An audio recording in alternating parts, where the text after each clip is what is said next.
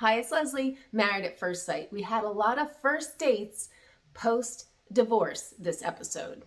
There were some winners and there were some losers. So let's just get started and jump right in with my favorite loser, Clint. And he went on a blind date, and of course he's open to a blind date. You freaking married at first sight, of course you're gonna be open to a blind date. He goes on a blind date with a redhead.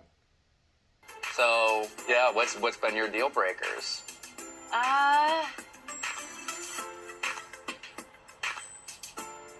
Redhead?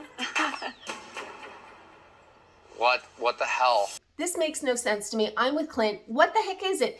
I feel like that's just like the token response that you can get away with if you're a redhead and you're dating a redhead that you're not attracted to them.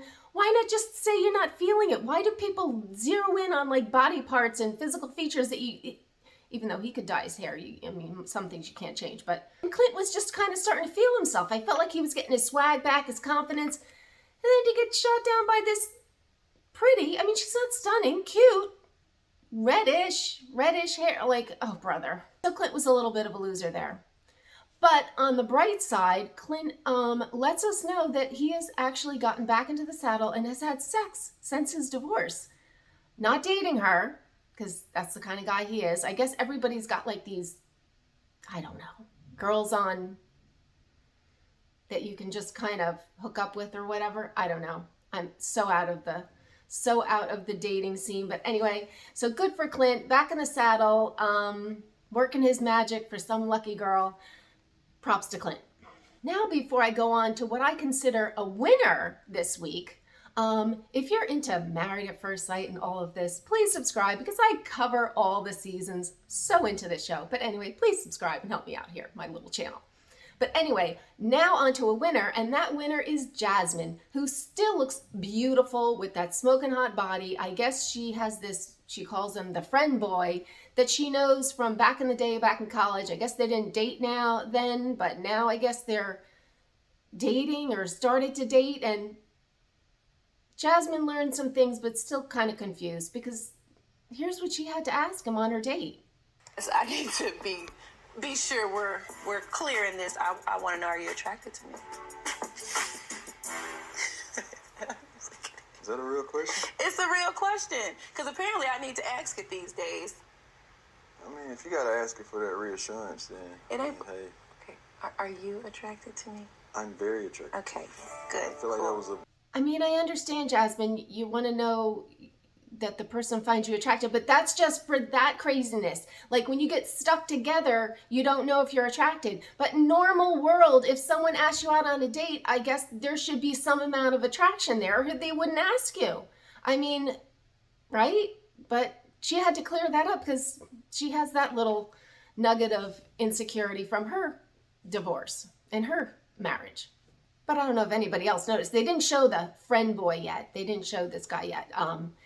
But tends to kind of, he kind of looks a little bit like Aris from what we can see with the same beard and the same, you know, I was like, oh, maybe she has a type and that's why she was so attracted to Aris, but whatever, good for her. So she's a winner this week. And I'll just slip this in, you know, not a big Kirsten fan, but props to her. She found out that Shaq's grandma had died and she reached out to Shaq just to, you know, pass along her condolences. I thought that was really, really nice and really respectable. I mean, props to Kirsten because she seemed a little bitter, a little pissed off from the sobbing dumping, but good for her. And I thought that was really sweet. And you never know with those two. Now I'm wondering, like, maybe they do have a shot. This is so weird, but that's about all for those two, you know. All right, now on to a weird matchup, and that would be the matchup of Gina and Mac. Mac's looking kind of cute. Not my type, but he is looking kind of cute. I think, you know, you kind of get dumped and then you rebound and you get your confidence back and you kind of come back with a little more than you left with. So he's looking kind of good. I didn't even know this was a thing, but they went out on a date and I guess their date was like doing lattes for each other and trying to make those little designs that you get in those cute expensive cups of latte with the little hearts or whatever they make, and that was their date. I didn't even know that was a date, but okay. So they went on a date and Mac dropped the bomb that he's moving back to Michigan. I mean, Dom kind of called that one right. I don't even know. I kind of thought Mac was just in this, that his agent told him fly down. It's a good thing to do if he's trying to get into acting. I don't know. It never rang true for me with him. So he's going back to Michigan, and him and Gina are going to try to do a long distancing, whatever. I mean, if there's a connection, whatever. It didn't seem, but I mean, whatever. Not terribly interested in those two. All right. Speaking about those two that I'm not terribly interested in, they're not dating because they are married, and they're happily married and in love, and that would be Nicole and Chris. They just completely just slipped into that boring married couple scenario. They're out furniture shopping, setting up their little love shack, and doing all the things that married couples do, and good for them. Nicole let us know that she wanted to buy a giant magnifying glass. I don't care. I mean, I'm not body shaming, but Chris looks like he's let himself go a little lately, and I'm not one to, because Lord knows I'm not one, but he looked a lot better. I want to say in the beginning, he looks like he's gotten a little soft in the midsection. He needs to hit the gym with her, and they need to just get back on track. That's all I'm going to say about that. But props for them. They're happily married. Good for them. All right, and I guess I got to cover her just because she was in the season. So not a fan of this person, and that would be Dom. Dominique, or whatever her name was, Dom.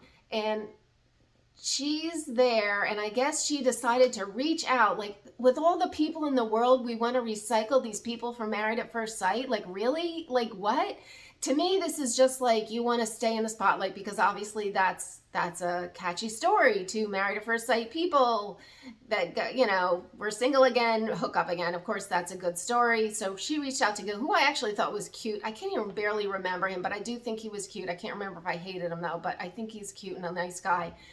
Not local. So, like, what's the point? I mean, Texas and Nashville, I don't know. That seems kind of far to me.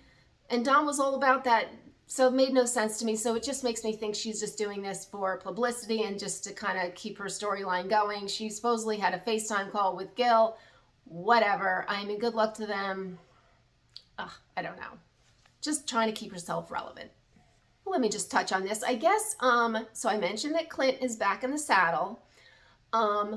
Aris is too. At first he said he wasn't, and I got confused because he said something cryptic. He said, like, he sent a text and the text landed. Was that like kind of like some secret code for saying, oh, I got one on the hook?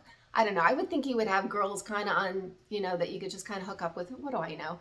I don't know. But since that happened in the beginning of the episode, and by the end, Aris had already hooked up with someone. So he's also a winner this week. So props to Aris. You know, I didn't think it would take him long. I mean, if he really lasted the 8 weeks of celibacy, props to him. We'll never know. But that's got to be hard for a playboy like him, who I'm sure is just like out gallivanting and all the things. So there you go. The winners or losers of this episode. It looks like it's heating up next week with some little more drama, because this week was a little slow, but I'm following all this nonsense. So please subscribe, and I will see you next week. Bye.